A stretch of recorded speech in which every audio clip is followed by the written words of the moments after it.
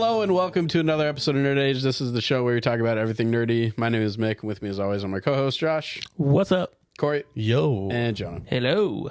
Welcome everybody to the show. A little bit different setup this week. We like to keep you guessing. What are we going to jump into? I don't even think we even talked about it before. A hodgepodge of news items that we're going to discuss. A lot of news today on the episode. So with a bunch of show, or I guess just one show. It was only Top Gun. Gosh. We got two shows. I looked at your Steelbook. It's just so.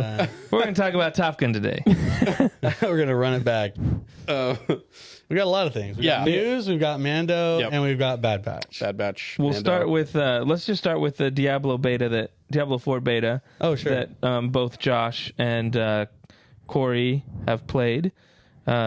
And I mean, I think Josh had to go get a KFC chicken sandwich to play the beta. So tell us the story. Take it away. Well, for one, I pre-ordered the game, but I pre-ordered the physical copy because I like my physical media. Right. And it's not eligible for the beta. And I was like, that's stupid. Well, it didn't come with a digital code. Right. There's no digital code to enter. They should have like asked for your email and then sent you an email with it. Yeah. So I was left scrambling on the day of. And it turns out if you bought either a double down or a chicken, I can't remember what chicken sandwich it was at KFC, they'd send you a Diablo code. So I was like, KFC sounds good for lunch today. I'm good with that. I remember you like texting us, and I was like, bro, you got to get that chicken sandwich. Exactly, yeah. And that's exactly what I did. And I ended up getting the code. It took a while for me to get it. I think it went to my spam. But I was like, I'm going to have to call and yell at some KFC employees that have no idea what I'm talking about. Where's my Diablo code? Like, and they're going to be like, what are you talking about? Do we have Diablo sauce? But yeah, we downloaded the beta There's and no Diablo, or you was able to play it. How much did you play of the what level? What level did you get to? So Crystal and I were playing together, but then the problem was with the couch co-op, it was pretty buggy. So was it just not allowing you to join another person in? Right. So since Crystal put it on her profile, she created the character and then I joined later, but the queue for her to get in was like an hour. Yeah. And then once she got in, I joined, and my queue was an hour, but they don't tell you that. So you just wait, and then eventually they'll let you in. Invisible right. queue time. Ooh, so we were just kind of just waiting, and then finally it just popped up, and so I was like, oh, I'll create my character. And so we played a little bit that first day, but then what happened was we ended up getting kicked after a while because that first day was pretty buggy. Yeah. And then when we joined the next day, Crystal had already progressed single player past the prologue. And so it wasn't letting me create a character because I hadn't completed the prologue. Yeah. So we basically were like, we'll just play one character. Got to get that wolf pup. You know what I'm saying? Yeah. Yeah. So we just played her one character to the end. And then we played a little bit on Sunday just with two people. We were like, I'll just create a character now and we'll start and go through it. So we played a little bit, and then next weekend we'll just there's two new classes, or the other classes that we'll be able to play next weekend. So we'll just do that. Yep. But yeah, that was the ordeal of getting it set up. But it was a lot of fun. I really enjoyed it. Crystal mainly played the sorcerer or wizard? Sorceress. Yeah, sorceress. And I played a rogue for a little bit. And then the other option that was available was a barbarian, which I played a little bit also. Yeah. So as someone who's never played any Diablo game, is this like a franchise that I could just jump into on this game? Yeah. Yeah, pretty much. Especially this one. It's a whole new story. It's a new version of Diablo. So you don't really need to know a anything. reboot, or is it? No. A reboot? I don't think so. No, because it's around different characters, and it's like a different. It is Sanctuary as a whole, but that's the area, like the world, The town, yeah. But the demon, or whatever you want to call it, the big bad guy, is a different one that we've never seen before, and it just feels like there's just whole new towns. So there's no revisiting, like, well, we don't know yet, right? We don't know. Because we've only seen based off of the prologue, right? yeah. So we don't really know. Okay. I mean, I'm sure it's going to be like they'll make references to story points in the last games, like certain maybe demons or certain like characters They'll reference other ones. Yeah. If you want to know what they're talking about, you could play those games. But as far as like jumping into just the gameplay, I think you'd be fine just going in. It might be something that you play it and then you're like, man, I really like this. I want to see what the story is, the background, and you go back and play the other games. Yeah. Yeah. All right. It's true. And is it online multiplayer too? Mm-hmm. Yeah. Yeah, it's cross-platform online. Sweet. Yeah. Is it coming out on the Switch? I don't. No, probably not. Diablo. Never count them out. Never count them out. Diablo 3 runs really good on the Switch. Like Melissa and I play. Well, we haven't played it in a while, but we used to play it all the time, and it was a lot of fun because we could both play. And it runs really good. It looks really good. I just think this one's probably too big to be on the Switch. Like, especially when they talk about there's no load times scenes, loading time. Like you just walk from one thing to another, and it, So to me, it's like I don't think that would work on the Switch. But who knows? It is a superior device. Superior to the latest PS5 version. Yeah, absolutely. Switch is the top notch. Yep.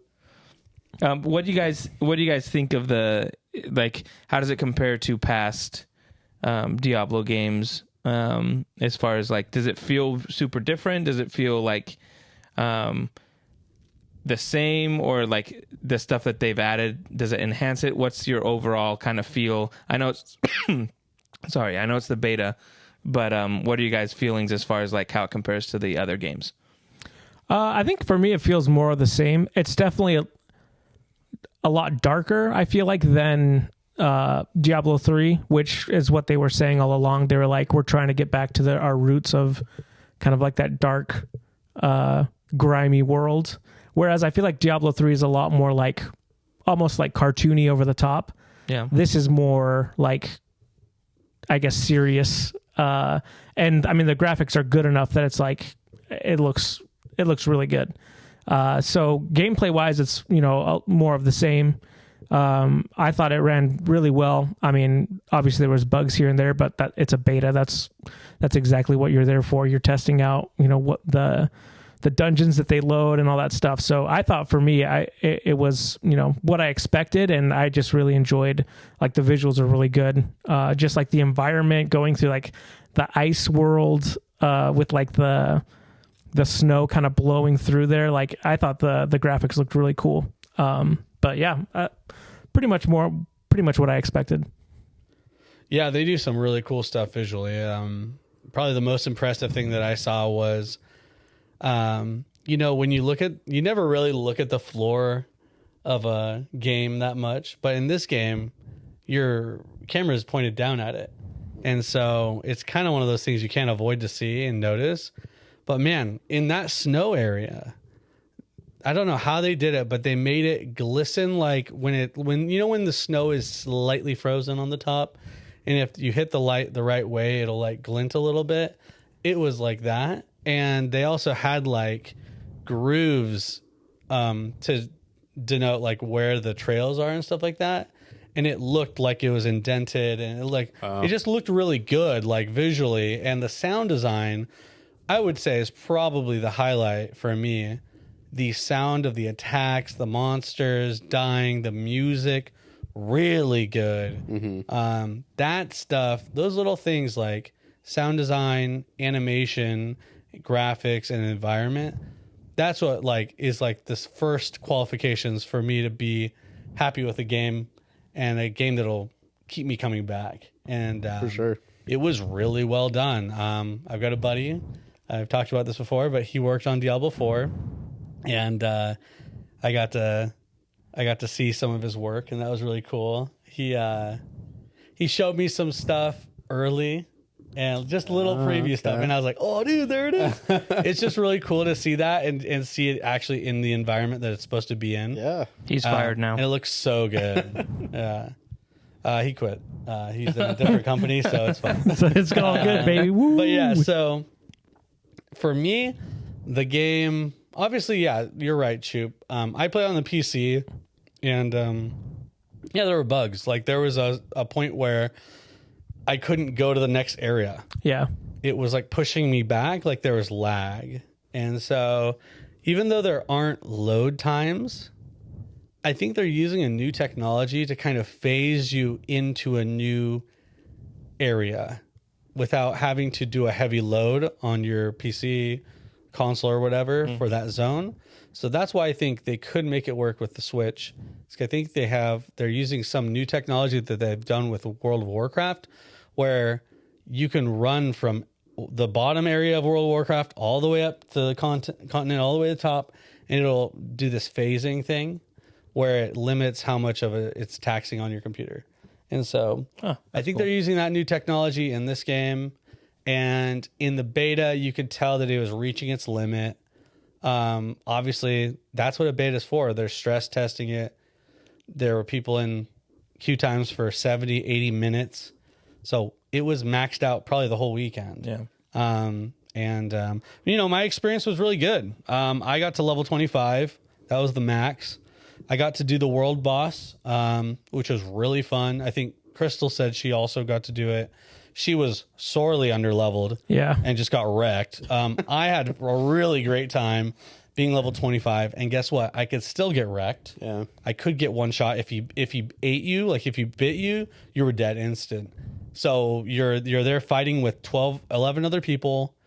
The camera zooms out. The music gets more intense. And 5 minutes before the monster spawns, it kind of like lets everyone know that a strong monster is coming, and everyone would gather. It was this really cool like world event. And some people got the Butcher, which is an old boss, to spawn, and like he would just run after you and try to kill you. And he was the hardest boss in the game, and very few people actually killed him because he was so hard. But I've seen videos of people. I actually didn't run into him, unfortunately. I wish I could have. But you played the hunter or rogue or whatever. Crystal played the sorceress. I actually played the barbarian, which, finding out now, the barbarian was the most underpowered, the weakest version. And I found the game really fun and challenging. I then played like a sorcerer. It was so easy. Even playing on the hardest difficulty, I was just like, it's like not even close. Like sorceresses were way overtuned. Barbs were really undertuned. But the barb was really fun because it was really challenging. Like there was a point where the very first boss, no spoilers, but you have to fight a lot of like demons that get summoned. And they all have these like streams of blood that like hurt you if it crosses over you. Mm-hmm. And dude, on a barbarian who's melee, I have to go up there and punch them. You know what I mean? Like hit them with my sword, right? Whereas sorcerers can run around and just range them. I was dying. I died like 3 times. I had to respec and like respecify how my character worked. I got this build where I was like, well, you can make the monsters bleed. So you like hit them, it applies a bleed, and then I would run away and then reapply the bleed and run away. Keep going. Dude, it was ridiculous. And that shows how hard it was to play as a barbarian. But it was fun and challenging, and I really enjoyed that. So I can see the game being really fun and challenging because Diablo is a game famous for you get to ramp up the difficulty freely and you get to challenge yourself that way. When you were playing, Josh, did you see any like legendary items drop or anything like that? A lot of people were thinking that maybe Blizzard ramped up or ramped down the legendary spawns for the items. Did you see any legendary? I don't think I got. Is legendary gold or gold? Yeah. I think maybe like I got orange gold. Yeah. Okay, so no, I didn't get any orange. There's like a yellow and there's an orange. Yeah, all I got was yellow. Oh wow. Okay. And I didn't max out my character either. And I don't know if Crystal got any legendary ones either. Oh wow. But I mean, for me, it was like whatever. It's not like I get to keep it anyway. Well, you know what I mean? So I was gonna say, because they have a mechanic that they are showing in this demo where if you get a legendary item, let's say it's like level 5 legendary, right? You're going to outgrow that legendary and you're going to replace it with a yellow or a blue, a lesser value thing. But you can extract the aspect out of the item and then you can apply it to another item down the road. So if it has a really cool special effect that you really like, you can save it and you can use it again. Yeah. So that was a cool little thing that they showed there. It's a pretty normal thing for Diablo games to do something like that. But we got to see how it played and how it kind of worked. So the graphics are amazing, guys. This is the first Diablo game where you actually get to customize your character. I know that's that's so normal now, but for a Diablo 3 game where you're so far out, you don't really see your character. It didn't really matter, but now your character gets involved in the semi cutscenes, like the in-game cutscenes. Okay. So your character's there, taking part in these scenes, and it's really cool. But as far as the story, we're not going to spoil anything, but the story, dude, I'm already feeling Diablo 2 vibes, where it's in Diablo 2 where you're witnessing this guy traveling through and you're chasing him and following him, and you're seeing all this horror aspects, these really grim, dark. Yeah, and people telling you the stories of when the Wanderer walked through and stuff. Yeah. It's kind of a similar take on that, except you're probably the Wanderer in this case, and there's crazy stuff happening to you. And the way they do this storytelling, just in the first act, in the first scene, it's so cool. It's a really engaging story, and I think just judging from phase the first act, this has a better story than Diablo 3 starting out. Is it the same writing team or? No, probably not, because they went through that whole purge of everyone. That's Blizzard. Yeah. So from Diablo 3 to Diablo 4, it's also been so many years. There's been 6 When was? Years. It's been longer than 6 years. They're on season 28. Yeah, dude, it's been a long time. Diablo 3's been out for a long time. So I don't know how long that would be, but I remember being early college when Diablo 3 came out. And what is the release date for Diablo 4? It's in June. Oh, okay. Late June or something like that? Yeah, I don't remember the exact date. I thought it was earlier June, but yeah, it's coming out in June. Yeah, it's So a few months away. Yeah, so hey, they have an actually free open to anyone beta coming out this weekend. And they're adding the Necromancer and the Druid, which the Druid looks really cool. Yeah. You get to transform into a bear, a werebear, a big muscly bear mid-fight, and you can do all this cool stuff transforming around, and so it looks cool.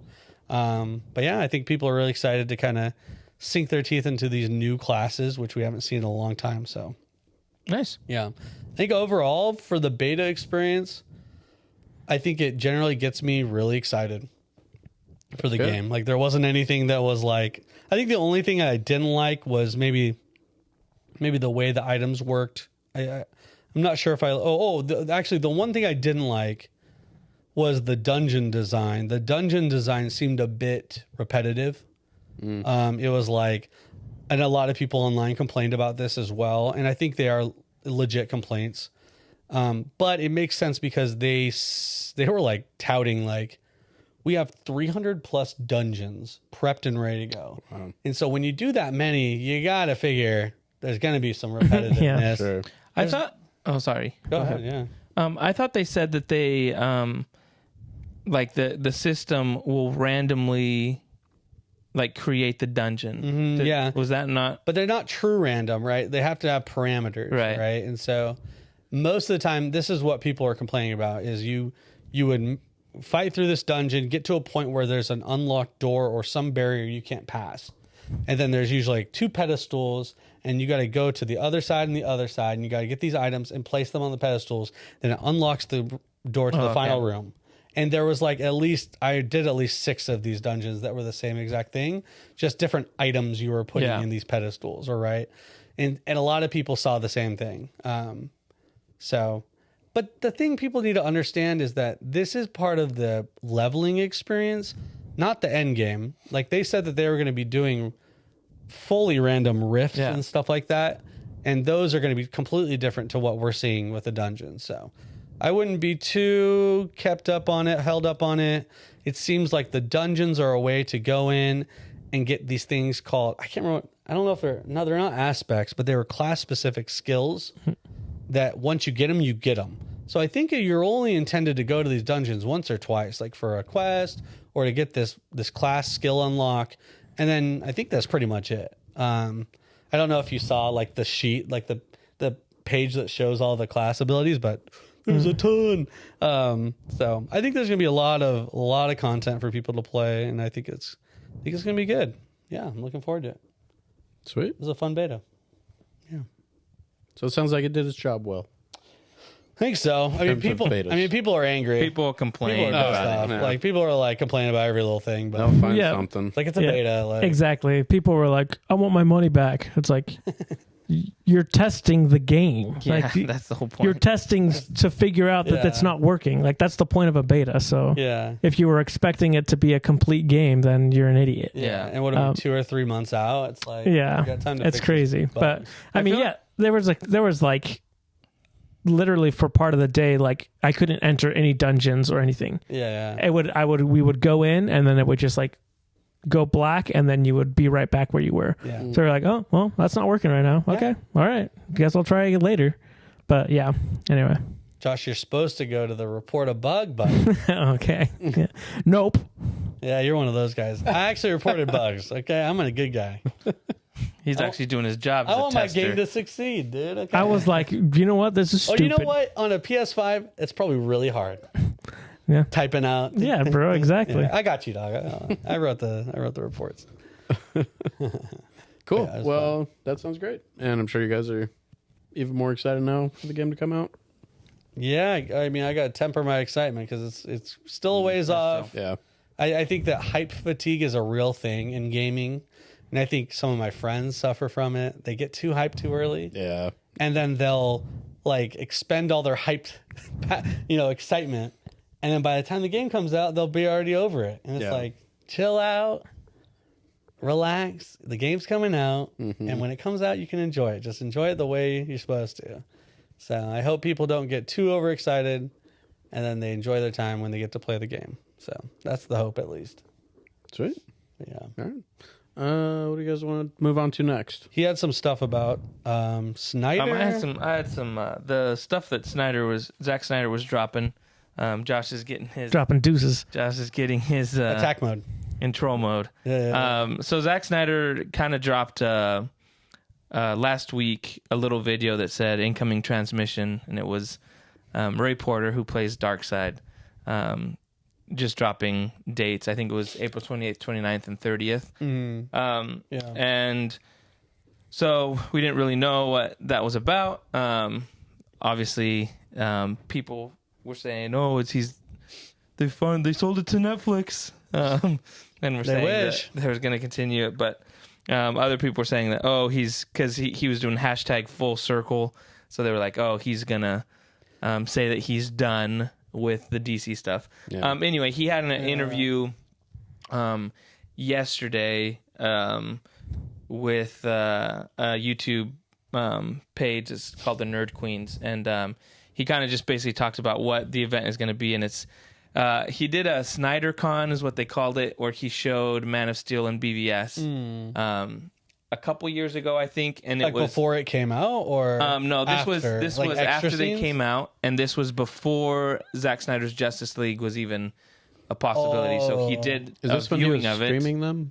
No, like this was, reacting to them? No, he had watching people them? going there, okay. and then what ended up happening was out of that, people started, hashtagging the whole thing. But it was for suicide prevention, for like to benefit that kind of stuff. So he talked about this time that he's like, now for the first time he's going to show Zack Snyder's Justice League in IMAX. So April 28th they're going to show Man of Steel, 29th BVS, and then the 30th Zack Snyder's Justice League in IMAX. The tickets are going to go on sale I think this Friday. But it's basically what he said in the interview is they've raised almost $1 million for suicide prevention, and he's like, I want to do an event to get it over the $1 million. So most people are saying that what's going to happen is he's going to announce that he's done, like this is his last. That's why he keeps saying the full circle thing.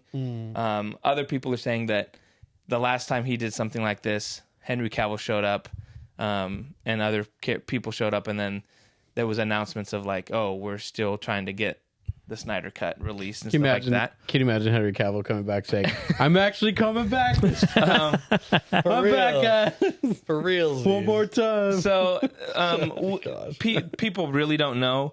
But I just think it's something he wants to do for that event because that's what he talked about. That it's more for suicide prevention, AFSP, and all that kind of stuff. Cool. But he did say that Jim Lee is actually designing a T-shirt for the event that you can buy, and all the proceeds go to suicide prevention, AFSP. And then he's doing a poster, but it's going to be a trilogy poster, which I'm excited to see that. So there's going to be kind of some merch and stuff, and obviously Zack Snyder screening that kind of stuff. Usually he'll show some things. Some people are saying there might be the Green Lantern scene put into the Zack Snyder Justice League. I don't think any of that's going to happen, but obviously the speculation is. But the other thing is people have been saying that because there's such a big people hashtagging the whole sell Zack Snyder's Justice League to Netflix and all this thing, that James Gunn reached out to Zack Snyder to say, hey, is there any way you can tell your fans to calm down? Because he shut him up. Every time he posts something, it's met with sell it to Netflix, what are you doing? So some people are saying that this might be Zack Snyder being like, hey, we've come full circle, I'm so glad we got this, but I'm doing Rebel Moon and I'm not coming back to this. So we'll see. We'll find out what's going to happen. I don't think anyone really knows. It's just a bunch of speculation. So what do you guys think? Josh, go ahead. Let me know what you think about this whole thing. So my main problem with this is the charity. Yeah. Who does this guy think he is? You know what I'm saying? No, it's like, I feel like the initial thing that like kind of annoyed me was like, and this was just because everyone else ran with it, was like, oh, what's he teasing? What's he going to do? You know what I mean? And then it's just like it's fuel to the fire of like, oh, is he going to do it? Yeah. And it's what's been happening for the past however many years of like, he's teasing stuff. You know what I mean? Right. It's like, just come on and be like, hey, we're going to show these 3 movies. Dude, Zack Snyder is the hype beast of film. That's the thing. And it's kind of annoying. I understand. A little annoying. I understand that's part of it is like creating you hype. have to create hype. Yeah. But to some extent, like I feel like it goes too far. Which I mean, now I guess he's officially announced that that's what he's doing, but that's fine. But when I first saw that Dark Side thing, I was like incoming transmission from Dark Side. I was like, you're teasing us. Yeah, but that I don't see what's wrong with that, because to me I just feel like I think other no, I don't think so, and you're leading people on. Not really, because people are then excited to see what the announcer's about. So yeah, and then he's like, man, show my movies. Yeah. And everyone's like, yay. No, a lot of people are super excited for it. I actually thought about buying tickets to go down and watch it and do it. That's right. So like, to me, it's a cool thing. So I think this whole aspect is the genius of Zack Snyder is he gets people talking about the stuff that he's advertising, and he gets, like Corey said, hype machine, hype beast, where I just think like that's missing in, like, when James Gunn announces stuff, like it comes out with a thud. Like there's no anticipation. Zack Snyder has perfected the whole way of doing that. And for somebody who you may say like, oh, he did this for years, but those little things he did eventually paid off with getting the Snyder Cut. And those are things that for me, kept me engaged in that kind of stuff, to be like, oh my gosh, this is a picture we never saw before of this character. That kind of stuff to me and to a lot of people for years was like, that's what we were talking about, and that's what we were excited about. So let me ask you, did that picture he posted about the turkey meal and Crisis on whatever on the corner, did that ever pay off? No, but we don't know. We don't know if that was going to be something different. This is the problem. This is what annoys me. But I'm not talking about those things. I'm talking about like even the pictures she just posted, like of the black and white Wonder Woman. That's a cool shot that was going to be the original Wonder Woman, not World War I, but it was going to be before that. Like those kind of scenes, never before seen shots of Henry Cavill and Ben Affleck, those kind of stuff, when he dropped those things, or Martian Manhunter, he dropped that. Certain things he dropped that were like, that's cool, we didn't see that. Those are the type of things, or the Green Lantern picture. Like when he dropped that, people are like, man, that's really cool. Those are the type of things that I think are really cool, and a lot of people gravitate towards. I know I do. Especially because I'm a big fan of it. No, go ahead. I was going to say, I think the situation that happened with his daughter, the timing, then getting a new person to do the movie, all of this is a very unique and a one-of-a-kind circumstance that kind of enables this weird, like, we have all this content that wasn't used. I can then get people to be on my, that's not the intent, but like I can show these cool things to people that what could have been. Yeah. And then he chose to do that. And then people got really excited, and guess what? It got released.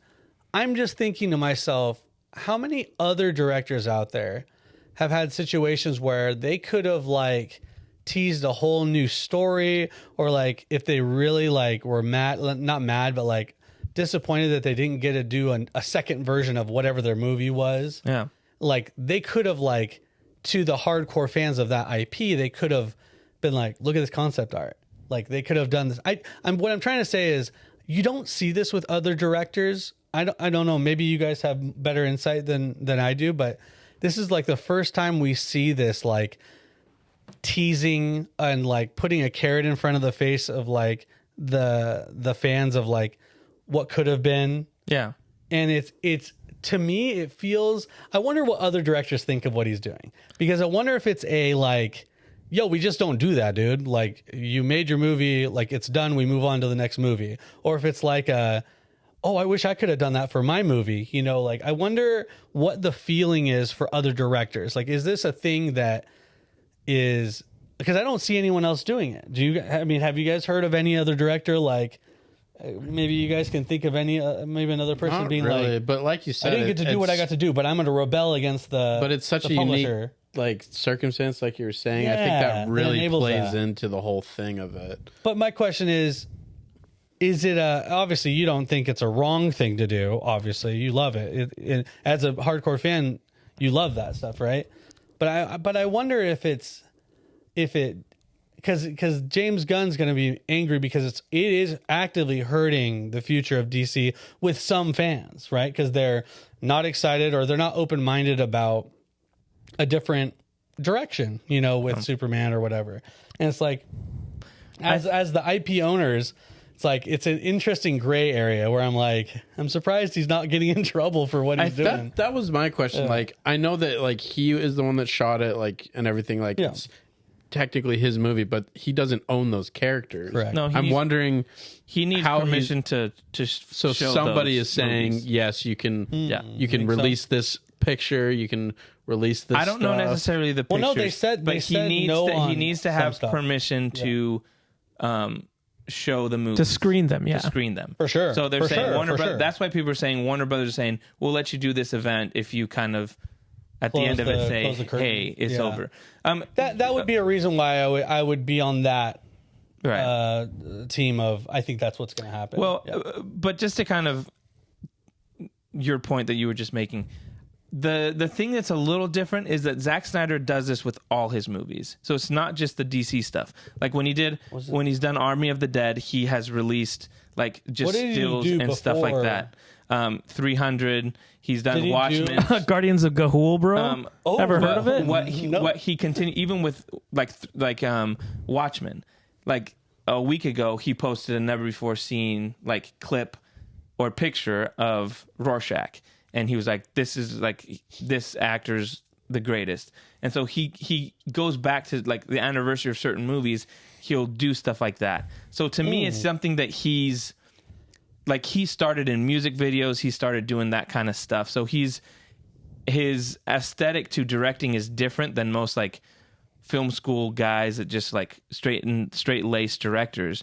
So he's more engaged into that like social media side of like he's one of the Vero, which is the social media platform he uses, like he's one of the creators of that. So he's more engaged in that side of things. So to me, it's like if he only did it for the BVS stuff, I would be like, oh yeah, well that's weird. But he's done it for Army of the Dead. Yeah, but he's doing it for Rebel Moon. He's done it for other movies. So to me, it's like this is a way he's like getting people excited for stuff, and I think he's going to continue to do that with Rebel Moon, and the Netflix side of things.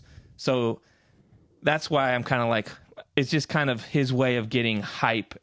He puts it out there and people retweet it and talk about it, and that's how he gets more people it to actually, talk about his stuff. You know what it reminds me of? It reminds me of how this world, like the gap between celebrity and influencer, like YouTubers and all these guys on social media, how that line is kind of graying. And when you create something like, I don't know, gosh, some of these YouTubers and streamers are creating content and they get to market however they want. And so they'll do stuff. This reminds me exactly what a YouTuber would do, like leak things or put something in the background of a picture on Instagram to kind of tease an upcoming something like this. What I'm trying to say is this an old school thing that like no one did because like they had some kind of like form of honor of like, we're not going to release anything of this movie until we release it.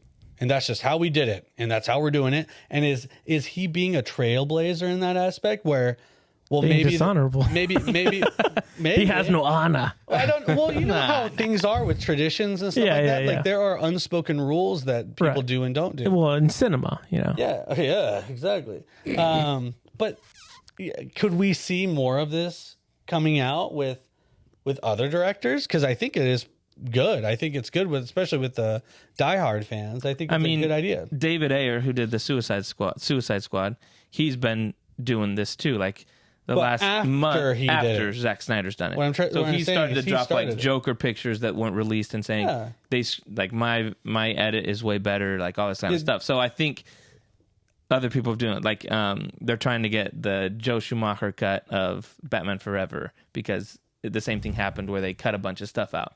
So I think people are starting to want and ask for that type of things. But like I said, I think for Zack Snyder, it's kind of like a way. If you watch his movies, there are things in the backgrounds of his movies that people would never notice, and he puts them there for a reason.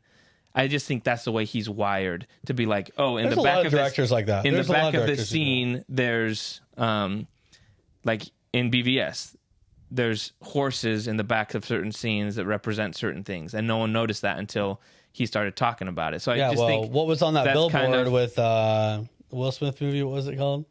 I Am Legend. I Am Legend. What was there? What was on the billboard, Batman v Superman. That's right. Exactly.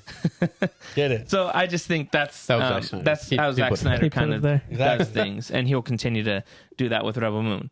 Which an interesting thing is, he also announced that he didn't really announce it. He kind of started. Did he tease it? He said, "I can't really." That's all he does. I can't really talk about it, but So this was a quote a while ago. This son of a bee. And this was a quote a while ago. He says, "I always had this real fantasy to make a top level game and a movie that came out at exactly the same time. Not just a game that supports the movies and not a movie that supports the game, but an intertwined universe where you could learn things about the movie and the game, and you could learn things about the game and the movie. They would be intertwined in this really sophisticated way that I really think hasn't been done exactly perfectly."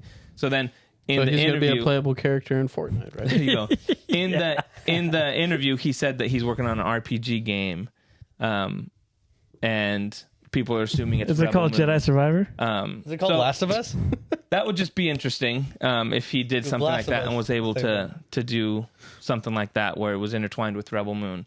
So I think that's what people are saying is when he ends this cycle of the DC stuff, he's just going to go full into Rebel Moon and all that universe that he's building. I think whether you like what he's doing or you don't, I think it just proves that he's really smart about marketing because people are always talking about him. At least that's what it seems like. Yeah. Yeah, so were cigarette companies.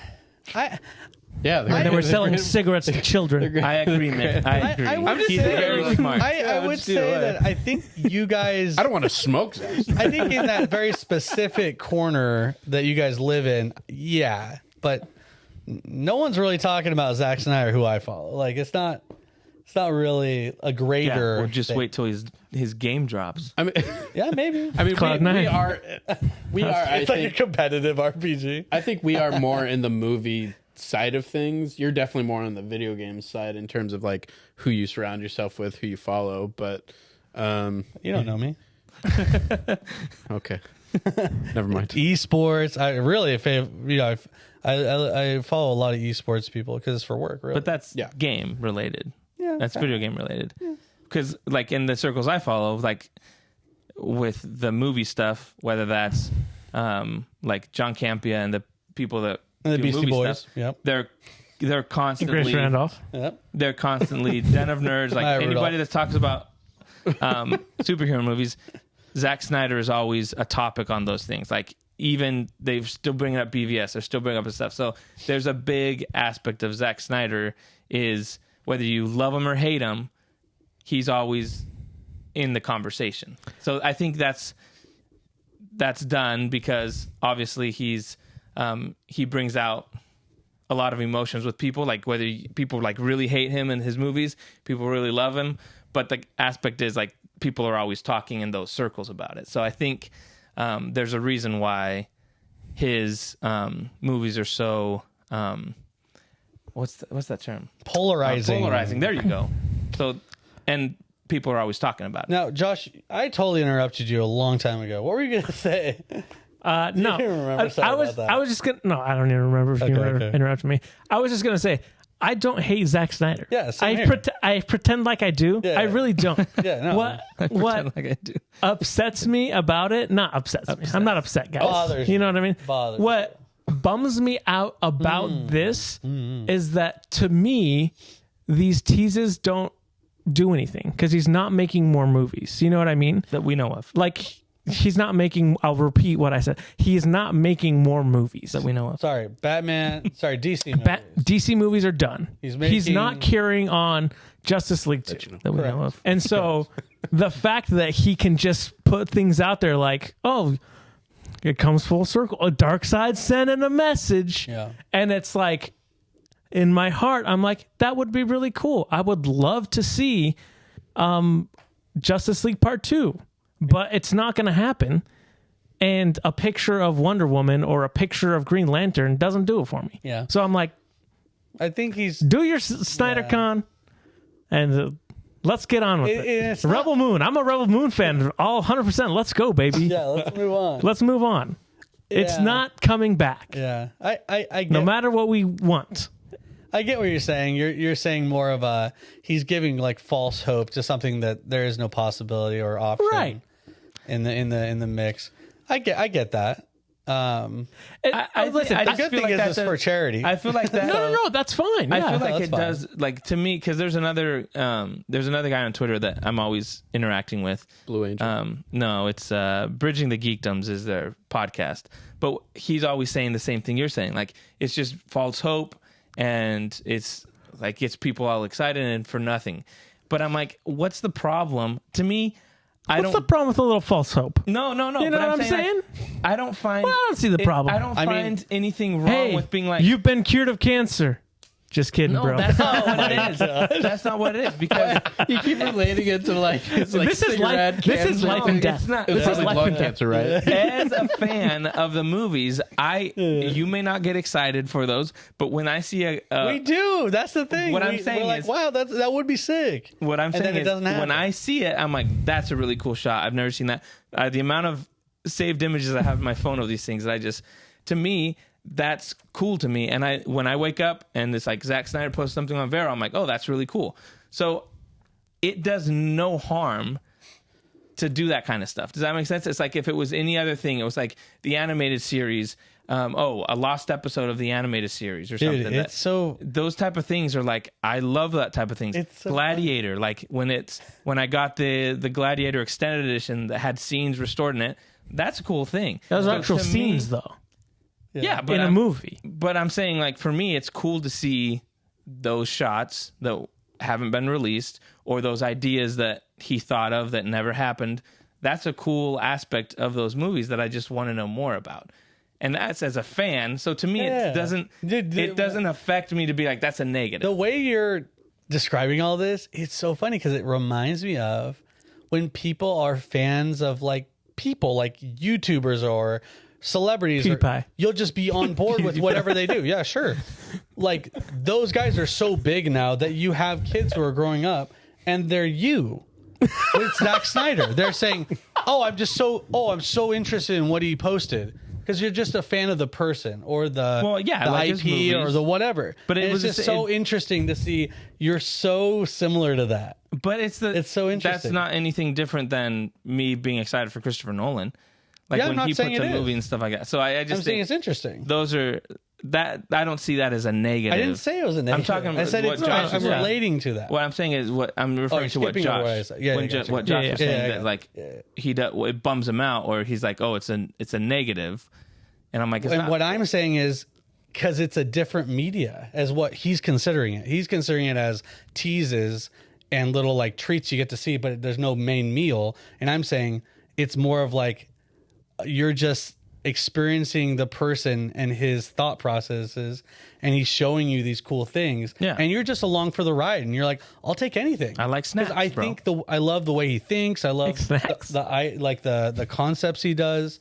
And you're just a fan of him. Yeah. What he does. Choop wants the meal. I'm good with He's snacks. a snack. Exactly. He likes snacking. Yeah, that's what I'm saying. Yeah. Zack Snyder snacks. Snack Snyder. So do you think that, he'll just finish it off? I don't know. This is option. Yeah, I think so. I think whatever happens is cool. I don't think what people are saying is like, James Gunn has talked to him about, hey, I was like, even if Zack Snyder says, hey, I'm not doing any more movies, James Gunn is going to live for the people that follow Zack Snyder and like his vision.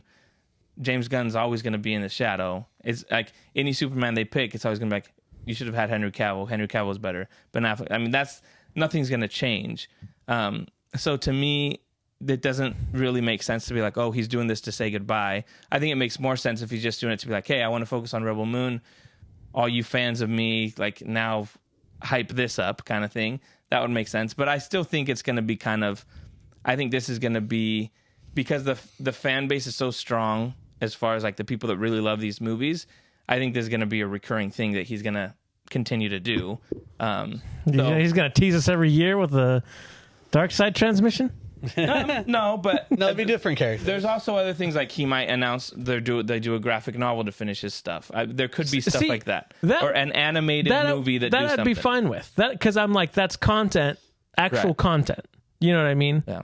So I think they're putting out. I think there's options, either graphic novel or a animated movie to finish his story, or even like some people are saying, if he's starting to do video games, like he's always mentioned, like doing a video game that would have that storyline. So that might be, there could be anything. So I'm just kind of leaving it up to whatever he decides to do. If he, at the end of this, he says, I'm done, that's the past, thank you for your support, now Rebel Moon, I'm like, sweet. But I'm not ready to say like, never know. This guy says he says he's done and he'll go into Rebel Moon, but part of you will still be like, maybe there's a chance. Yeah. So you're telling me there's a chance? Sure. Yeah, I want Justice League 2. I want to come out and announce it, but it's going to be claymation. That's what I'm. Claymation. It probably still looks pretty sick. Hopefully. Ugh. Have you guys ever seen Kubo and the Two Strings? Kubo and the Two Strings is pretty sweet. Yeah. It's not technically stop claymation. Motion, yeah, stop motion. But yeah, we'll see. See what happens. I was tempted to, once tickets go on sale, see how much they cost and see if I could go down there, because I think that would be pretty sweet. But I think I still have soccer during that time, so I couldn't do it. Well, it's probably playoff time, so I couldn't really do that. What's more important? So you made a pretty good case about going to this thing. That's right. Exactly. I've heard nothing about soccer. Okay, well, let's change some gears. And you guys want to talk about Mando? Yeah, let's do it. That sounds good to me. Episode 3. Episode 3. Yeah. Sure. Season 3. 3-3. There we go. 3-3. what is it called? The Convert? Yes. Yeah. Yeah. Sure. I love how you guys make that a thing. What is the title? Because the titles are important in this show. They don't reveal it for a reason. Tell us why the title was important in this episode specifically, Josh. The title was important because we were looking at two characters that were both converts. We've got Bo-Katan at the beginning and the end, where I think I'm right, guys. She's a bad guy, and No, she's not. she's a convert potentially because it benefits her right now. She's a convert to the way. Oh, for sure. And then we've got Dr. 100%. Pershing, who's like, "Oh, I'm all about the New Republic," but then the girl talks him into being a convert to continuing his work. Two converts, the convert. You pick which one it's about. It's both. It's smart. I like it. But anyway, I thought the intro was awesome for this episode. Like, we kind of got like, Yeah. we left off where we were in the last episode. She's like, did you see anything? Yeah. Yeah, I like how she was Anything like, alive down there? Yeah,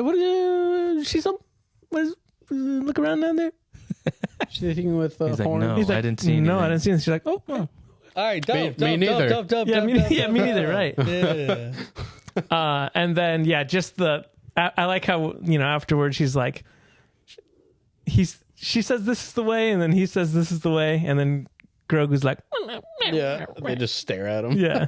And then the TIE Interceptors come in, which was sweet, because we haven't seen TIE Interceptors since Return of the Jedi, so it was pretty sweet to see them in live action again. And yeah, that whole dogfight scene. It was really cool. I feel like Mando's been giving us like some of the best space battles Yeah. that we have, but we've kind of been only space right. battles. Exactly. Yeah, we've been missing out on space battles, and I haven't seen one in a long time. They're really taking advantage of his new ship, too, yeah, and just showing it off. I mean, there was some stuff with his old one, but I feel like in this just 3 episodes, right. we've been getting quite a bit of Yeah. it. Plus, it fits better with like the dogfight. It's like Yeah. your perfect Like Top Gun. dogfighting. Yeah, exactly. But yeah, that scene was pretty sweet. Having them both kind of weaving in and out of the cliffs was cool, and him jumping out was sweet too. When she's like, "You ready to do the exchange?" He's like, "Yep." That was pretty Coming sweet. in quick. But yeah, I thought the intro opening scene was just Fire. yeah, exactly. It was gas. Yeah. Okay. That's what they say. That was the best part of the episode, in my opinion. Yeah, you didn't like the rest of it? I was like, you know what I thought? I was like watching this whole like them traveling on the train and her like trying to win him over with these small little things, like These getting the little cookies, biscuits bro. and stuff. Biscuits. And I was like watching Empire this, and I'm just like, yo, dude, this scene belongs in Andor. Yeah, dude, the Mandalorian. Like it was like Andor-esque, and I was like, I'm good. Like I already saw a whole season of this, but I mean, I hope it's like worth it. / the payoff's awesome. Like the investment of time is worth it at the end of this. I'm sure it is. But I was just like, this reminds me of Andor. Yeah. Very, very much so. And so, Yeah. it's all right. I think that's definitely what that section of the episode was just a lot of laying the ground for like that side of the story right now. And unfortunately, I agree with you. It was a little slow. I think it would have been better if they intercut between what they were doing and then go back to Mando just to break it up a little bit, because it really was like a majority of the episode like right in the middle. yeah. And then at the very end we cut back to them, but it was just like it was slow. Man, It was hard. It was a little hard. when they got done with that whole sequence, like a start to finish, I was just like breathed really hard. I was like, finally, okay, we're back to Mando. Awesome. Like I was relieved. Yeah, I think that's basically the gist of my reactions on this episode. It wasn't my favorite, obviously. We only have 3 episodes to pick from, but yeah, the first part, awesome. I really liked what they fit in that first part. Like, dude, it's so sick, like, to see how much emotion Bo-Katan, I think her name is Emily or something like that. I can't remember the actor's name. Katie What Sackhoff. is it? Yeah. Casey? What'd you Katie. KT. What she can do with like the whole part of like, did you see They anything down there? Yeah, yeah. Anything living? And like just the movements of the helmet and the way they look is like you can't see eyes, face, anything. Yeah. But the way the body acting is, I'm like really impressed that they're able to like do all this. And then when they get back to the cave area with the other Mandos, it's like that one dude, the blue big guy who hates Din. Yeah, Paz Vizsla. Din. Yeah, dude. The way he's just like, you could tell he's just so pissed off. Like, it's awesome. Like, his body acting is really good too, because like everyone's like tapping him on the shoulder, like this is the way. Like, welcome. Nah, bro. And he's not even budging. Like, dude, it's awesome. I really enjoy it. I love the Mando sequences. It's so good. But yeah, the other parts, I'm just like, this is a different show.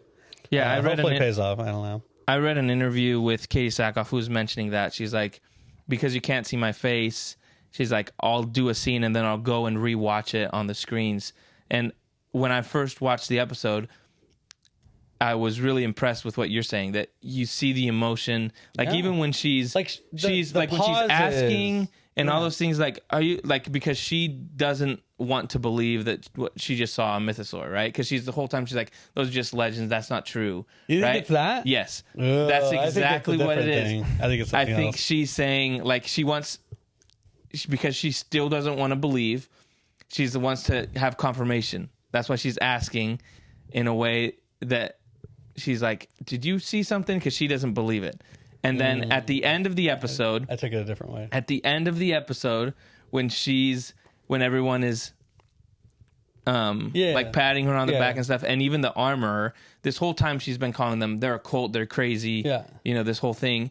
And even the armorer, who has had conflict with Bo-Katan, says, you've been redeemed. Yeah. Right? Now you're one of us. Welcome, you're one of us. And her reaction there is like, all her people abandoned her because she doesn't have the Darksaber anymore. Yeah. And she's alone in that castle.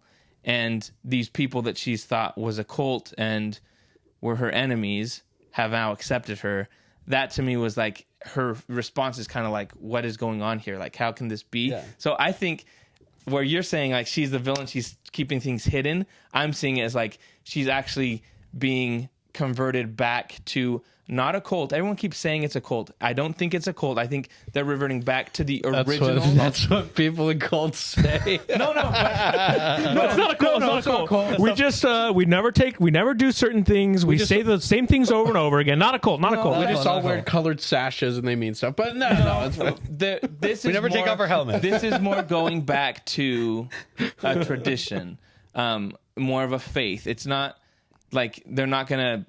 I don't think there's a negative connotation to the cult aspect, whereas Bo-Katan is the one that has always said, you're the cult. And I just think these people are more in tune with the traditional Mandalorian faith and creed and that kind of stuff. So to me, I think there could be a twist where the armor ends up being bad and all this kind of Bo-Katan. stuff. But I think what's going to happen is Din is going to unite the Mandalorians with this old creed and this kind of faith stuff.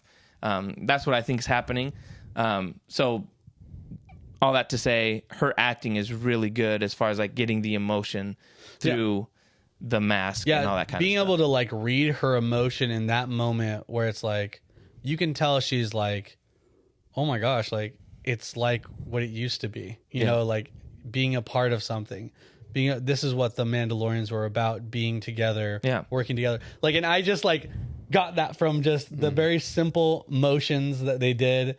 There's no eyes, there's no face, there's nothing. It's like crazy. It's really good. Yeah. Yeah, I think one of my predictions before the season started was that Bo-Katan is probably going to be the villain. I think they're setting her up, with the whole Darksaber conflict and everything. But just in 3 episodes, and not even really 3, like 2 and maybe a quarter, because that's how long we spent with her. I'm already like, I think I'm leaning towards what you're saying. I think they're really turning her. Hey, us over here. I think I could see her being more. I'm still not on the like. I think there's a romance thing there because I think that's. You're either in or you're all in. You're all in with him. Come in, bro. Come in for a hug. I don't. We're gonna have some I Dinbo. actually, It's kind of Dinbo, baby. I'm like somewhere in between. I think that I don't think she's gonna be the big bad guy. I think she's gonna. I read that scene as. Did you see anything? Then I'm not going to tell you. Dope. I'll be back here a little bit later. Try to commune and see if I can figure something out. Because if she can't have the Darksaber, right? This is a very strong piece to hold. What else? Yeah, to unite the exactly. Do you think she's just kind of biding her time? She's keeping a piece, like she's holding a play in her back pocket. I think that's all that is. That's the way I read it too. It's like I already lost the Darksaber. Well, what's the other thing that's going to unite all of Mandalore? The person that rides the freaking mythosaur, like Mandalore the Great. Yeah, and they would have portrayed it a lot more sketchy / hard to read / see. It was very clear as day what that was from what we saw, and she was looking them dead in the eye. And she even went, yeah. And she even went that. She even went blah, blah, blah. She blew bubbles, dude. So I think she's playing it off as all right. She's playing the long game, baby. So. But I don't think it's in a bad way. What I'm trying to say? I think she's trying to unite, and I think she's also really pumped that she got accepted with these guys because she could probably use them too. So I think she wants to ultimately unite the clans again. I would say it doesn't make sense to me that. If she was the bad person, why would she go and rescue Din, who has she has a Darksaber, she has Grogu, he's trapped in a cage, right? I'm not saying she's rescued. Well, what I'm saying is like to me is like Josh is saying like, well, she doesn't have the Darksaber. I was like, well, she could have taken the Darksaber, she could have killed Din, and then she wins it in combat. To me, it's like it doesn't make sense that she seems to be warming up to Din and realizing, oh. He respects my father. He's about all the traditions. He's all these type of things that she's moved away from, and all the division that she's seen through Mandalorians. Is it seems like Din is so pure in his intentions for Mandalore and all that kind of stuff. That is what's winning her over to being like, there's something here, and I think there would be more aspects of her like. Of them kind of teasing the whole aspect like, oh, she's bad, she's going to do something. And I don't see that. I think they're doing the opposite where they're showing, no, Din is winning her over by how he treats the traditions, his love for Mandalore, and that kind of stuff. That's what I think. That's why I think they're trending in that direction. And I think that would make it more surprising when she does turn on him. Well, though. it could, yes. But I just think there hasn't really been that much to go on that she's thinking that.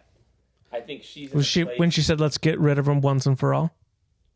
Well, yeah, but that wasn't an issue where she's saying like it doesn't mean let's kill him. It might be like, hey, get out of here. I don't want to be. Yeah, I don't want you to ever come back. Get out of here for good. It wouldn't make sense. It wouldn't make sense that she then goes to rescue him. Right? If she wants to get rid of him once and for all, it's more about she's in a depressed state. She's been abandoned by everybody, and this guy keeps giving her hope and another chance. I think that's what they're doing. And that's how I'm reading it. Obviously, I could be totally wrong. But even if she does turn at the end, that doesn't make her the main villain. I think they're already setting up Moff Gideon's back or even Thrawn's back. So they're the main antagonist of the show. So if she turns, you're still going to be like, oh, she's not the main villain. That's what you're going to... That's going to be your loophole? Okay. Well, how many episodes are there supposed to be in this season? 8. So we'll be halfway next week. Really? On Wednesday. Oh, wow. Or Tuesday.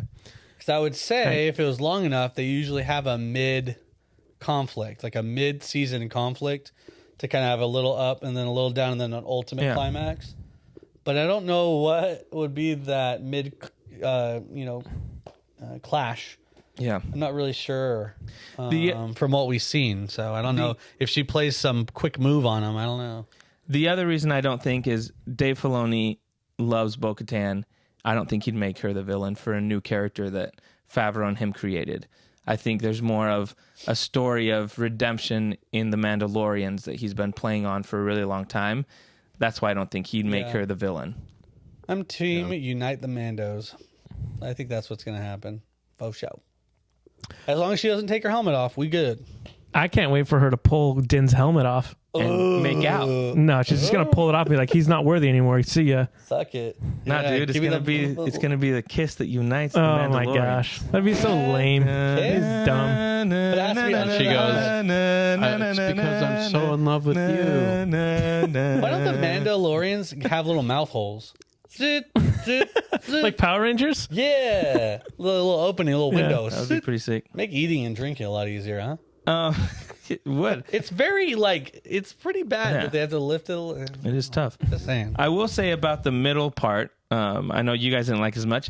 I like Mick said. I wish they would have interspersed more of the Mando storyline in it.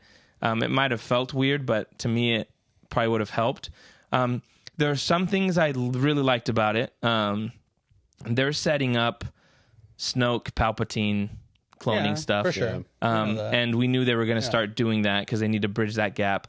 So I thought the cool thing was that the Dr. Pershing is explaining the whole strand casting, DNA splicing stuff in the same spot in Episode 3, Revenge of the Sith, where Palpatine talks to Anakin about Darth Sidious and cheating death. That was kind of a really cool shot and like nod to that. Mm-hmm. And then I do think they're kind of that whole scene with them. There's like, we have to have a way for them to be like, there's still the Empire's around here. Moff Gideon escaped. Yeah. Like they needed a way to kind of tease that aspect of it. And also I think they're kind of showing how dumb the New Republic is. Yeah. And how naive they are. So I think that's what the whole point of this was, to be like, these guys took over and they kind of just kept doing some similar things and we're just dumb to be like, hey, let's dismantle our armies. Mm-hmm. Empire's done. Let's have all these guys work for us, and just being completely naive to that. So I like that aspect of it. It kind of builds the bigger world of Star Wars, not just the Mandalorian, but what we see in the sequel trilogy. And I think that's kind of what this episode was about. It's like, hey, build more. Because you have to show that type of stuff, because how else could, the First Order, establish themselves and not be squashed like immediately. Yeah. It's because the good guy governments are just dumb and just not focusing properly. Yeah. So I like that aspect, but I do think there was stuff that was boring about it. Like when they go see the mountain thing.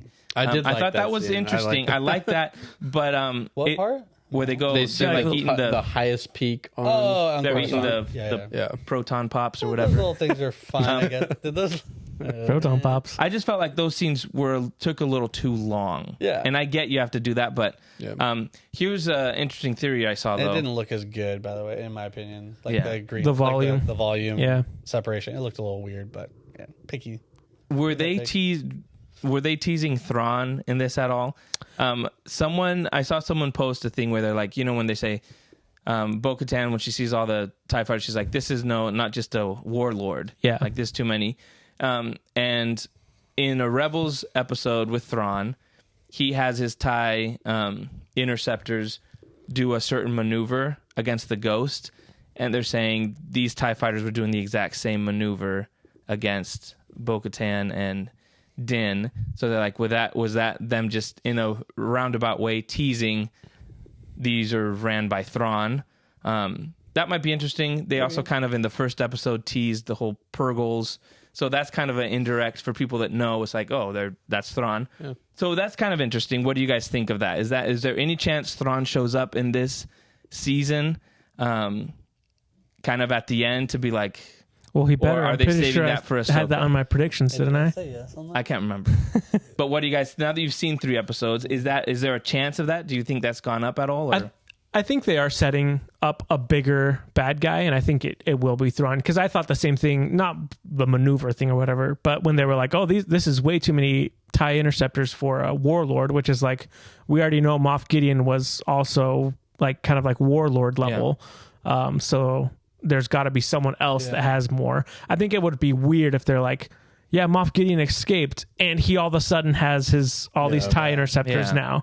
So I think they are setting up something bigger, and I think it would make sense for it to be Thrawn. Yeah, I think it's laying the ground work pretty well, and I could definitely see him, if not making an appearance, definitely like alluded to and then shown more in probably Ahsoka and, you know, those other shows. But yeah, I think if they keep dropping little nuggets here and there, I could definitely see him making somewhat of an appearance for sure. Nice. Someone who hates Mandalorians. Yeah, so who's that going to be? It could be him. We never know.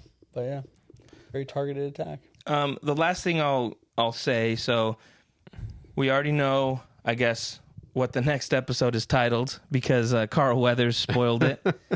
He posted a couple days ago, like, check out my I direct the new episode called The Foundling. And then someone comments on it, it's like, hey, Disney usually hides the titles of the episodes until they're released for spoilers. And he's like, oops. So now everyone knows it's called The Foundling. I think the titles have been when they could reference multiple people. Yeah. So this could be about Din because he's a foundling, or could be about Grogu. Do you guys think, because we know there's a scene we've seen in the trailers where we see them protecting Grogu in the Jedi Temple, Order 66. Do you think we will find out who saved Grogu? Keep in mind, Dave Filoni helped write this episode. This is one of the only ones he helped write in this season of The Mandalorian. Oh my gosh, is it space whales that save him? Yeah. Could be. So they just fly through and take him out? But what are your projections? Do you guys think we're going to see it? Or is it just going to be more of... I mean, it's one of those things that I think would be really cool to see, unless it's like somehow like really embedded in what's happening. I don't know if it's like necessary to like see that. I mean, I think we all made predictions on who we think saves Grogu, so I kind of want to see it just, you know, to see. Yeah, just he was right. Yeah, see who's right. But yeah, it's one of those things, like, I don't know if it's like really crucial and important to the story, but they could write something and have it be that way. So, but I'm gonna say yes. I think they'll show it For this next episode? Sure. That's what Jenna was asking. Sure, why not? Seems like a good enough episode. Yeah. Why not? Let's go. Got to have some kind of subject to kind of trigger a meditative trance or state. So I don't know. Yeah, I'm not sure what would trigger it. Ahsoka. Yeah. All of a sudden, Well, hey man, bro, if she's here, then she it's on the look table. into his memories? That's how we see the first one in season 2. Yes. That's how she knows his name. I'm like, it could be this is the episode where she shows up and she kind of does the same thing and it shows us. Yeah, if it's an Ahsoka episode, 100%. Yeah. Well, I mean, yeah, whenever Dave Filoni writes an episode, you're always like, is Ahsoka showing up in this episode? It's also apparently 30 minutes long. Apparently, but we've also been wrong about that before. It's for sure 30 minutes. Carl Weathers was like, be peace. I directed the next episode, 30 minutes. Twitter time. It's also called The Foundling. There's a Twitter channel that posts every, like, the week, like two days before, we'll post this next episode is 30 minutes. I don't know how they figure it out, but they do it with Bad Batch too. Science. They say 24 minutes. Dark magic. That's annoyingly short. That's what a lot of people like. But I'm like, if it's a good enough episode, if it packs 30 minutes, it doesn't mean the episode's gonna suck. But I hope it's 30 minutes of Dr. Pershing again, just like in a vegetative state. Could just be going about his day. You eating never more biscuits. know. It could be. So, but again, it could be wrong. It could be like 40 minutes or something. But I'm excited. I still liked that middle part. It was definitely my least favorite part of the episode. But I didn't say I didn't like it. I just felt like it didn't feel like Mandalorian. Like the Mando. It didn't feel like that. Yeah. So Mando. It was just like it was almost like a crossover. Like it almost felt like a crossover for a second, you know. And they are saying that actress that plays the spy girl, she should play Abby in The Last of Us 2. That's what I said. Yeah. There's a picture of her like she's ripped, dude. She's on the ripped red carpet and she's not sleeves and the people are like, she should be Abby. She could be, yeah. So I don't know. I don't know anything about her. I just know she's ripped. Yeah, shut up. You know who she was awesome in Ant-Man. Oh, she was the best part of that movie. Oh. Corey, you still haven't seen Ant-Man. You got to. Anything else on the Mando? On the Mando. Nope. I'm excited for the next episode. Yeah, should be good. I'm liking it so far. All right. Well, that's going to do it for The Mandalorian. We're going to move quickly to The Bad Batch. I think we only have 3 episodes left, but this Double. week's and then next week is the finale. Okay. So, what did you guys think of this episode? Man, it's like they were inspired by that middle part of the Mandalorian episode because it was it did not really work for me. I thought there was going to be more like setup and stuff with what's her name? I'm forgetting. Sid. No, Omega. With her and like branching out and like having more friends, but they didn't really like do much with that. They kind of were setting it up like, hey, she doesn't have any friends her own age, and then she just watches a sunset on a boat and that's it. I thought it was going to be more like focused on her and her like, discovering more stuff with that. Yeah, I don't know. It was just kind of a really boring episode to me. Yeah. We got a Godzilla episode, and now we have like a Roland Emmerich, Day the Earth Stood Still, whatever.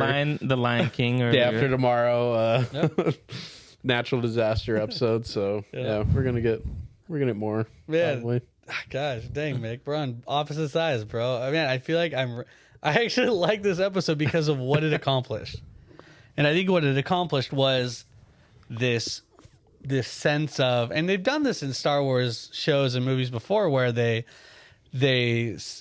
you're so involved in this lifestyle, and then they give you a taste of what it could be to have a peace and not have to fight every day and not have to be what you are. And in this episode, it kind of shows every character on the team why it's a better way to choose this lifestyle over what they're doing currently. And it's this like carrot in front of the face, like on a fishing pole, being like, you fish with carrots? It's like Zack Snyder. yeah, and the fish is a horse. I'm sorry. You guys go. But it's that aspect where, like, sure, you could have seen this as like boring or whatever. I think I'm just more of a sucker of like feel good kind of like situations like this. But I like it because it's going to be pulled out from under them. That's what I was going to say. And it's that aspect of that emotion that's going to come. Just like the wave, it's going to come eventually. And it's going to be at either they're going to have to choose to step away from this for the sake of the people in the village, or whatever the circumstance, or Sid is going to mess them up somehow and force them to go back to whatever they're doing. Like there's instances that's going to happen. Obviously, Sid is probably going to sell them out because they're looking for Omega. So it's like that is going to ruin their perfect life that they could have and that Omega can't have. And so that circumstance is, so maybe not the episode itself, but what the episode like kind of sets up, tease up for the next episodes. That's what's exciting for me. I'm like, this is standard stuff. I could see where you said maybe boring or lame or not lame. You didn't say lame, but like stereotypical. Sure. But I'm like, I know what this is doing. The looks on their faces when they're truly finding stuff that they really enjoy, and this almost like innocence that they're achieving. It's like, I would have given the episode 10 out of 10 if Mando showed up and he looked out at the wave and he said, "This is the wave." There you go. That would have made it. That would have been I agree with Corey's assessment of this. I think the whole time I was like, they're just setting up like, oh, look how happy we could, like, Tex kind of falling for this girl. Yeah. Like Omega has friends. Hunter's like, we could actually do something here. Like, Wrecker's finally full. Eating. I've never been full. It's all that. I've never been full. Exactly. And so I think they're setting up this whole thing. I think in this next episode, it's going to be like something's going to happen where it's just going to throw maybe throw Sid has a tracker or something, right, or something like that. Yeah. And they're going to lose the only happiness they could have had. Yeah. I also, again, I know all roads don't lead to Thrawn, but he wants them to. But this was really interesting to me. Well, I mean, we know that Thrawn is all about artifacts from other cultures. And this lady, I can't remember her name, but Wanda Sykes, she has a whole like building filled with special artifacts from all these different cultures. And I'm like, that's exactly what he would love. Yeah. Is that like, does Thrawn show up? Because at this point, Thrawn is in the Empire, right? Yeah. So Thrawn is an admiral or something. Maybe not an admiral at this point, but he's maybe a sergeant. Around. Sergeant Thrawn. So I'm like, would that be a way where they connect Thrawn in the Bad Batch? We've already seen him in Rebels, so it wouldn't be that far of a stretch to have him in that. He's like, keep watching The Mandalorian. You might see me later. I mean, I'm just saying, like, it would be interesting if they start connecting these things, because we know they are connecting the aspect of the clone side of things and what Palpatine is doing on Cassis with The Mandalorian, and these threads are going through. Would you connect the thread of this is a character that is then going to show up later and then be like, hey, if you want to know more about Thrawn, watch him in Rebels kind of thing? That's what I'm kind of curious about. Will they go that far to introduce these characters? Yeah. Like Corey says, the payoff might not be there, right? Like, what's the point? I'm not. That's because that's what happened last week with Dr. Pershing. I'm like, oh, he's the same guy as the clone ladies. Yeah, I'm just like, and then it's just like he gets torched. Yeah. So I was like, mind flayed. I was like, well, swing and a mind flayer. It's a mind flayer. You can't fool me. Swing and a miss. But now I'm on to my next fan theory. I'll eventually hit one of these. All roads lead to Thrawn. Yeah, man. If he's shooting up, you'll eventually make one. So there you go. Sure. That's my Jonah's. What about you, Chip? What do you think of the episode? I don't think it was an amazing episode. I thought it was a good episode, though. Like, one of the things that I really just enjoy about the show is just the visuals. The island was sick. This island looked really cool. The water was just really cool. I feel like we say it every time, but yeah, just the visuals on Bad Batch are amazing. But yeah, I thought the same thing. We're setting them up perfectly for Sid to sell them out and the Empire to show up and blow up this island that they're like, oh, this is really nice. We could call this place home. Yeah. So it's the perfect setup to kind of push them in the direction of like, we can't just stay on the fence anymore. Echo and Rex are out there fighting the Empire, and at some point they have to make the decision of if they're going to keep living their life or if they're going to, fight in the Resistance. So I think this will be kind of like push them towards that. Yeah. If anything's going to push them towards that, it's going to be Thrawn. Omega getting Thrawn for sure. Yeah, Thrawn. Yeah, Thrawn's the answer to everything, man. Well, I just thought about this. How cool would this shot be? Okay, here we go. Okay. They're there on this island, and then you know how they've done multiple times where like you see the Empire kind of all the Star Destroyers come in, but it's the end of the episode. The Empire's coming in, and one of them comes in at light speed, and it's the Chimera. You know, it has the stuff on the bottom. The stuff on the bottom, and that's it. And that, for people that don't know, would be like, oh, what's that? But anyone that's a Thrawn fan would be like, and then what's the payoff? What's the payoff? No, the payoff is for me to go, oh my gosh, it's Thrawn. No, the and payoff is a reaction video of me going like this. No, the payoff is in views. Mandalorian. They have a shot-by-shot exact replica just in real life, like a live-action version of that shot, and then they continue on. Mm-hmm. And then all the characters intertwine, and then there's a crossover, and it's sick. And then they're like, we're just announcing a movie 2 years from now in IMAX. Oof. Directed by in IMAX. Wow, even Zack better. Snyder directing. He's already directing Rebel Moon. It's actually a Star Wars movie. It's a secret Star Wars movie. It's a secret Star Wars movie. Yeah, it's a code name. Oh. Yeah. No, I think this episode, if on the surface people might look at it and be like it's a little fillery, but it's like the one filler that actually has a purpose. So it's like, I actually enjoyed it. So it was nice. I'm excited for the last 2 weeks. These next 2 weeks. 2 more weeks. I'll be sick. I wish I could have seen this episode through your guys' eyes. Well, let's watch it right now. Let's watch it right now. Put it on.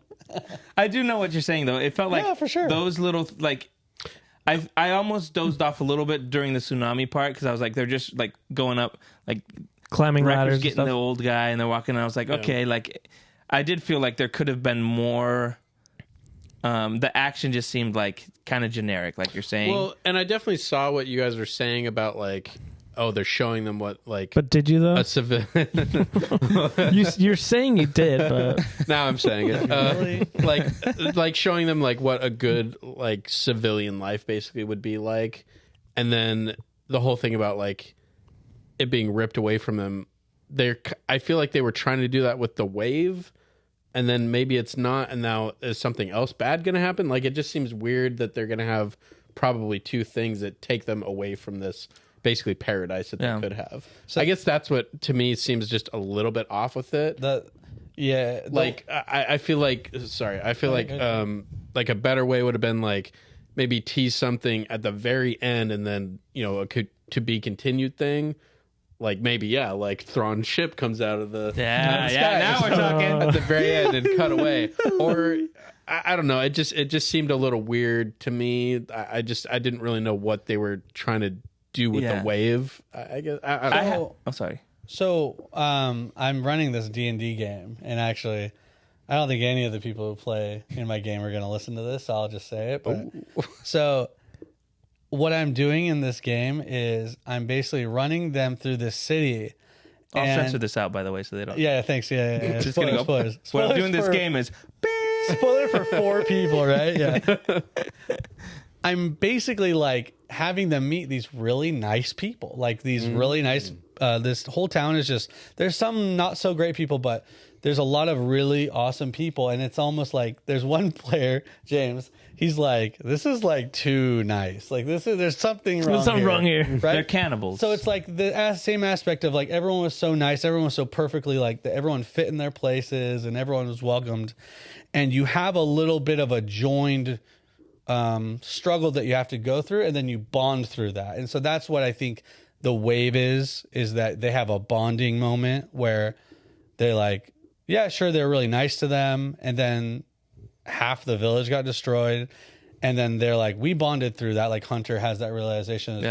We want to stay here and help you guys, and they'll rebuild. We want to help you rebuild, and it's like that was like the mechanic or the reason why.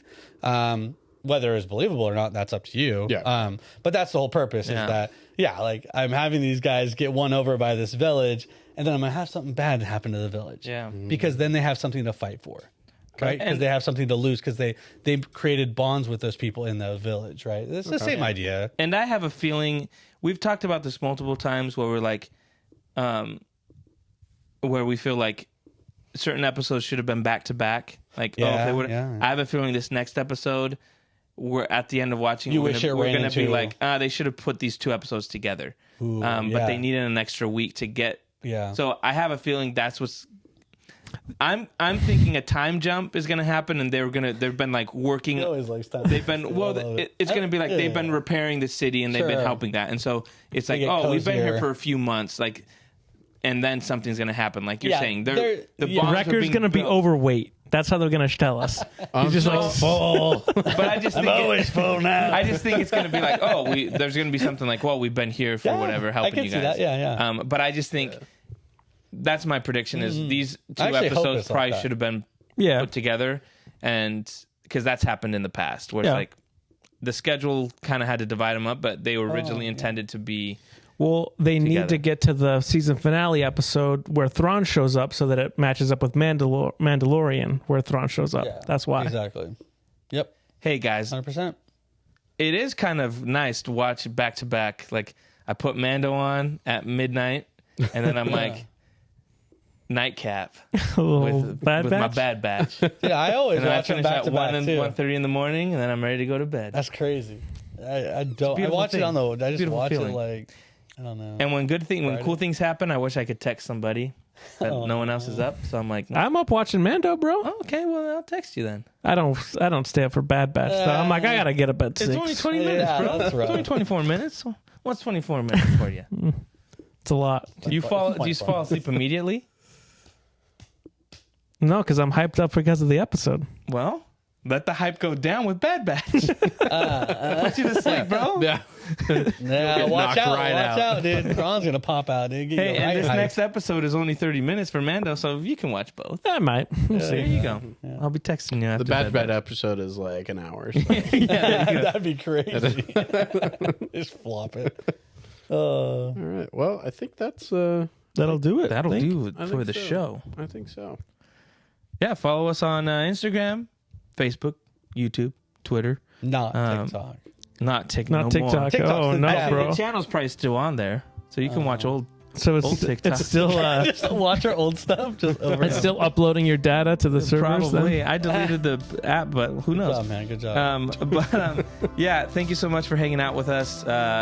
Like we always say, it's something we enjoy doing together and just discussing all this nerdy stuff. So we'll be back next week with more Mando, more Bad Batch, and any other news that comes our way. So thank you so much, and we'll see y'all next week. Bye, everybody.